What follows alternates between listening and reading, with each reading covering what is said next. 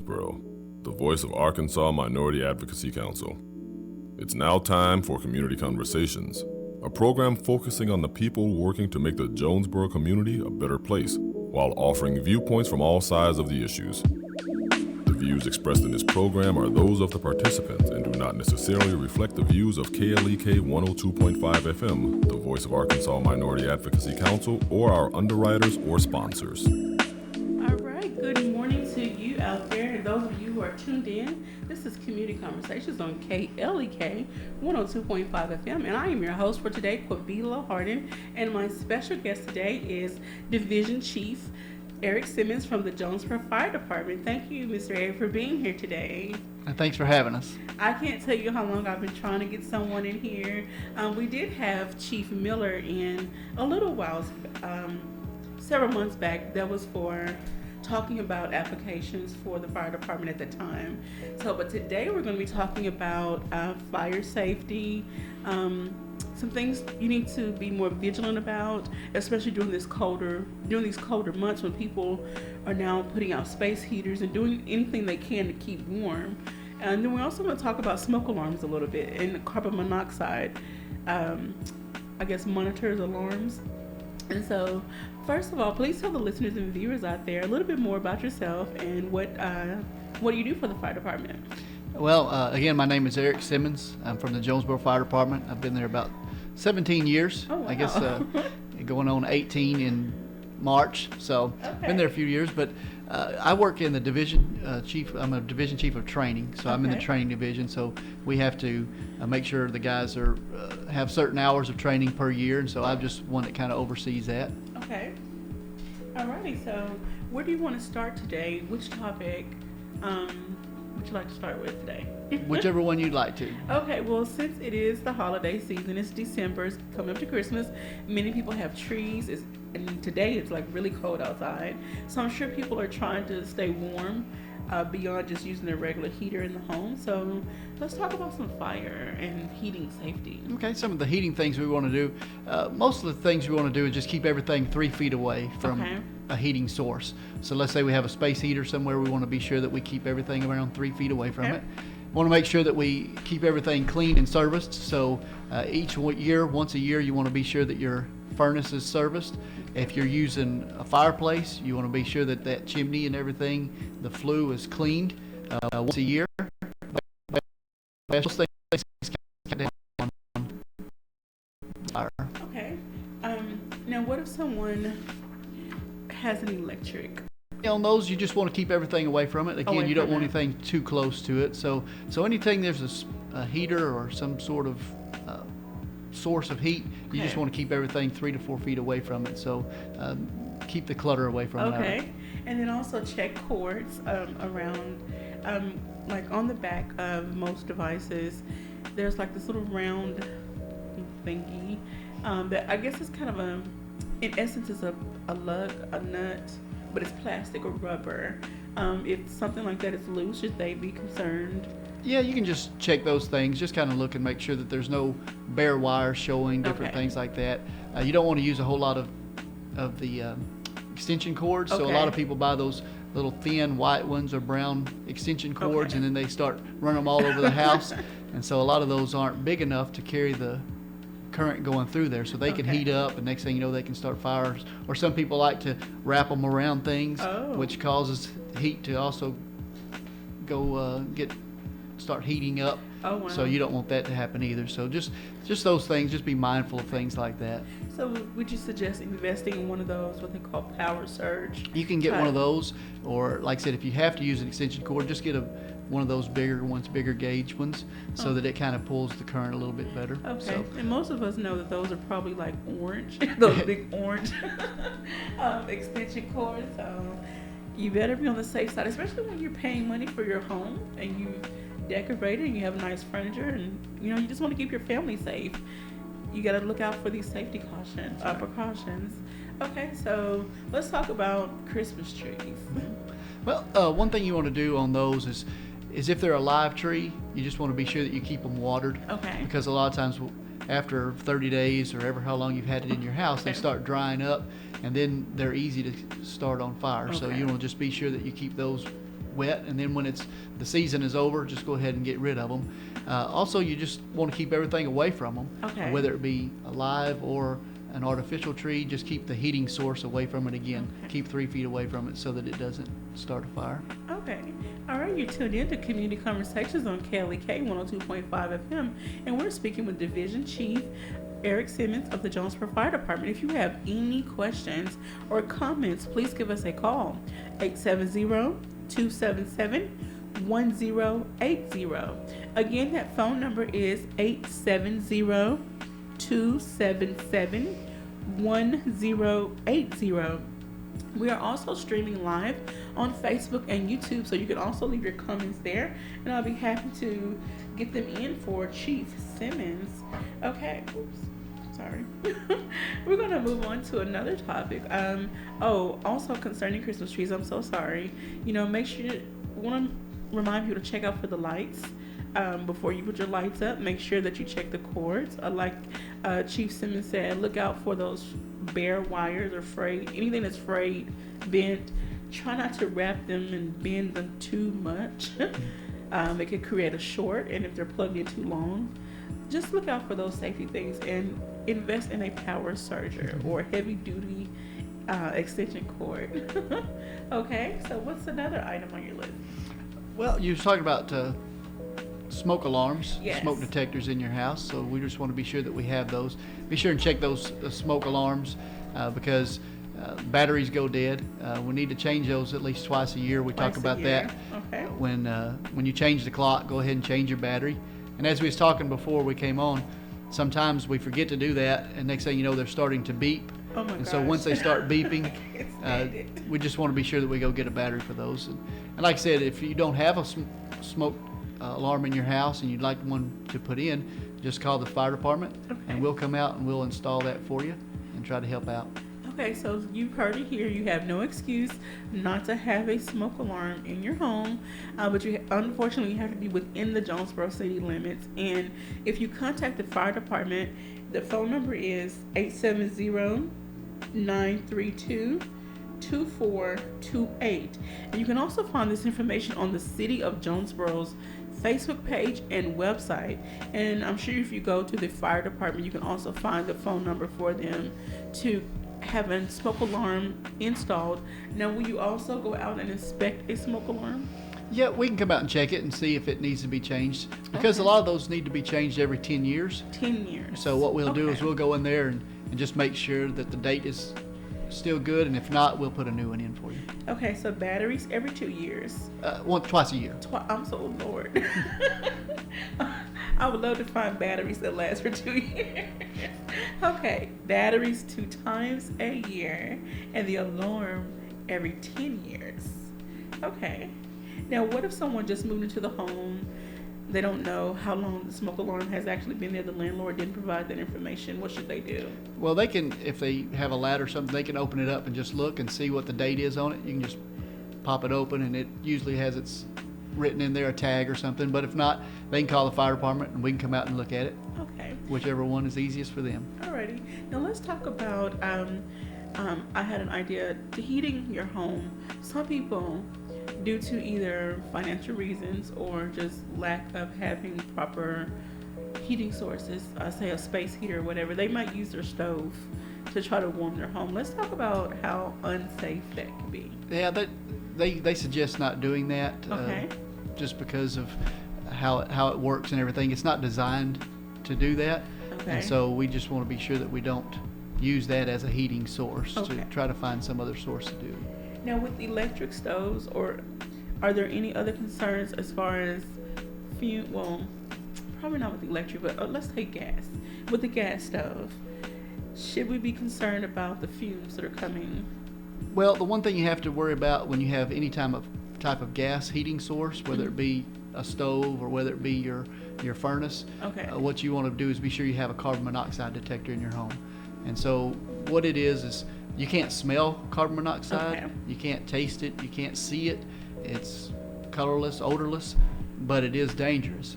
And so what you have to have is something in there, a detector that will tell you that if your house is getting filled with carbon monoxide. and it's just because of incomplete combustion. Maybe something not working correctly. And Okay. so if that monitor is there and it starts going off, then we can come in. We have carbon monoxide detectors that we can use, and it tells us how many parts per million Okay. of carbon monoxide is in the area. And then if we need to, we can call the gas company, which they have better equipment than we do, Okay. and so they can come in and make sure, and they can find the source and figure out what needs to be done to fix it. So Okay. Can you give us some signs and symptoms to look for if someone is concerned they may be inhaling carbon monoxide? well, a lot of times you might be getting a headache, Okay. you might be getting drowsy, things like that. Like I said, you can't smell it, so it just has to go on how do you feel. Okay. I just don't feel right today for some reason. Maybe I'm, like I said, if the carbon monoxide detector is going off, Okay. and then you have those symptoms where you have a headache or you're feeling drowsy, things like that, you need to call the fire department. We can come out and check it out. Okay, so I would like to urge every one of you that is out there listening and watching, please contact the fire department. They are here for you to help keep you safe. If you are concerned about carbon monoxide, being prevalent in your home, they can test. If they get a certain reading, then you can contact the gas company, and they will come out and do even more research and try to get you what you need to combat that problem. Again, you're listening to Community Conversations on KLEK 102.5 FM, and we're speaking with Division Chief Eric Simmons of the Jonesboro Fire Department. Again, if you have any questions, comments, please give us a call, 870-277-1080.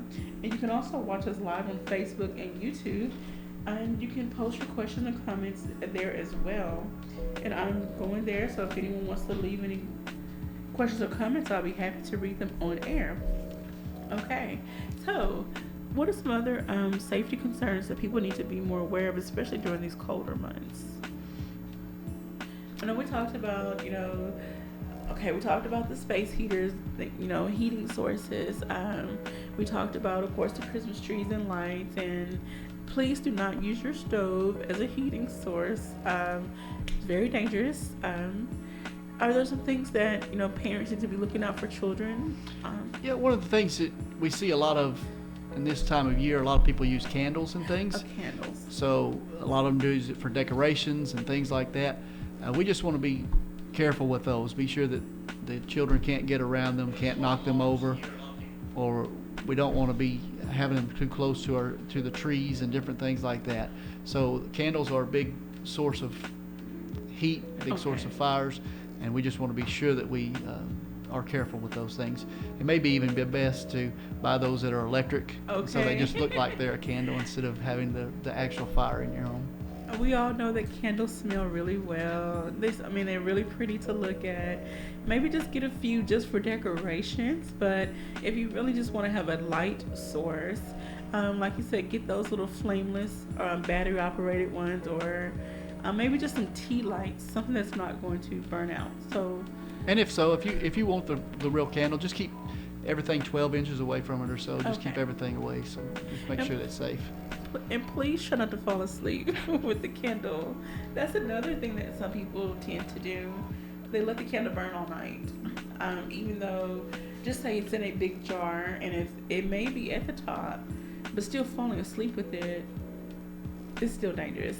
It is. Like I said, anytime you have an open flame Okay. that is a source of fire, you never know what may happen. So you just want to be careful. That's the main thing. Just be careful with what you do. Okay. Well, let's talk about, I was looking on the City of Jonesboro's page where they had the post concerning some safety issues, and it talked about starting your car. So let's talk about do's and don'ts of starting your car in the wintertime. Again, it goes back to carbon monoxide. So Okay. a lot of people go out and try to get their cars warm. So if you keep it in your garage, next thing you know, you're filling your garage up with carbon monoxide, Okay. and then you're also filling up your home with those things, those Okay. fumes. So if you're going to do that, just be sure you back it out of the garage, and then allow it to heat up outside instead of filling up the whole home with that carbon monoxide. Now, what about, and I know this may not be as big of an issue because the exhaust is going out, but if you're sitting in your car, even outside, the car's been running for a while, and you have the heat on, for an extended, I know this may be an extreme case, can you still run the risk of getting? Usually when you're outside, you're okay. Okay. But it is when you're in an enclosed area. Enclosed area. So let's say that I had the garage door down, I'm in the garage and doing that. Well, that's a very dangerous thing to do.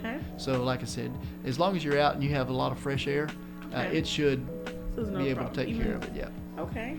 Are there any freezing with it also being cold? I know Arkansas, we're not known for getting a lot of bad weather, but we do get our share of ice and snow, just enough. Are there some concerns people need to look out for? Well, the one thing that we have had in the past is when the ice storm came in 2009, I believe it was, we had a lot of power outages. Okay. And so people used generators. And so we want to be careful with the generators because we can do the same thing. If we run that generator in the garage or if we run it inside the house, which would be very unsafe and very what you're going to have is carbon monoxide doing the same thing. Okay. So you want to be sure that if you're using that generator, get it outside, get it where that carbon monoxide is not going to be coming back into the home. Okay. Alrighty. So what are some of the handouts that you have there? I just have some things from the United States Fire Administration. Okay. So you can go on there, USFA. USFA. And I think there's something else that goes with it. I'm not Okay. sure. But yeah, USFA.FEMA.gov. .FEMA.gov. And so they just have different things that you can look up. They have different statistics. They keep all the statistics for fires. And so you can go and look at that. They help. They also have outreach material that you can go to, and it has all the tips and things, safety tips on winter safety, holiday safety, cooking safety. Okay. There's all types of things. They have ones for children. They have ones for elderly people, and so just things that pertain to each type of demographic, and we can be able to use to kind of help people out as much as possible. And I think this would be a great tool for parents and their children, especially when the children are off school for their break. Let's sit down and let's talk about some of these safety things. We had a lady on from American Red Cross back in the summer, and we talked about creating a preparedness plan, prepare a fire safety plan, prepare some other type of plan with your children. They're never too young to start learning, okay, if this happens, what to do, outside of calling 911. What are some other things that we need to be prepared for? And that's what we always do. We try to, when we talk to young people or we talk to anyone, adults, we always talk about making a safety plan, a fire escape plan. Escape plan. So you want to have two ways out of your home. Okay. So we always think about the front door. Yes. But what happens if the front door is blocked? Or let's say that I'm in my bedroom and the fire is outside of that bedroom. How am I going to get out? Okay. So you want to think about that before it happens. You want to be sure that your window opens. Okay. So and your children need to know how to open the window. So there may be locks on it. So be sure they know how to open it. And then when they get out, where are they going to go to? So we want to be sure we have a meeting place. We always say, well, maybe a mailbox or something up front so the whole family gets there, which that helps two ways. Now, as a parent, I know that my children are out and my wife is out or whomever. And then if I'm the fire department, when I come up, now we can say, is everyone out? And you can say, yes, we have a head count. Or you can say, no, we have someone else that's missing and their bedroom is in the back right. And then we can go straight there and try to get them out. So having an escape plan, having two ways out, and then having a meeting place outside really helps out. Okay. And I remember also back in the summer, speaking with Mr. Jeff Presley from E911, they have developed there's a service offered where you can create a profile online. So when you call 911, say from a mobile phone, and you're not exactly in your area, you might not be right at your home, the operator can still pinpoint or ping where you are. So is that very helpful as well when it comes to the fire department? Someone has a fire, it helps you to locate if they're too distraught to say where they are. Yeah, I don't know if we've ever used it in that manner, but it's nice for them to know how they can get in touch with someone that may be not there, because when we're getting there and somebody says, well, they're not here, they're missing, we're going to do what we can to get in there and try to see where they're at. If it's, if there's any way that we can get them out, we will. And so it's nice if they can look and say, well, they weren't ever here, they were somewhere else, and that keeps us from risking our lives for no reason, because we will risk it if somebody's in there. So we just want to be sure that kind of know where everybody's at. It's nice to know. All right, well, you're tuned into Community Conversations on KLEK 102.5 FM, and I've been speaking with Division Chief Eric Simmons from the Jonesboro Fire Department. I can't thank you enough for joining us. We're getting ready to go to a break, and don't miss out on the second half of the show. We have some more guests coming up. So thank you, Mr. Simmons, Chief Simmons, for joining us today. Thank you for having us. And I hope to have you all back again, definitely when it's getting close to the summer, so that we can talk about some pool and water and heat safety and all that good stuff. Very nice. We'll be glad to do it. All right, so don't go away. We'll be right back on Community Conversations on KLEK 102.5 FM.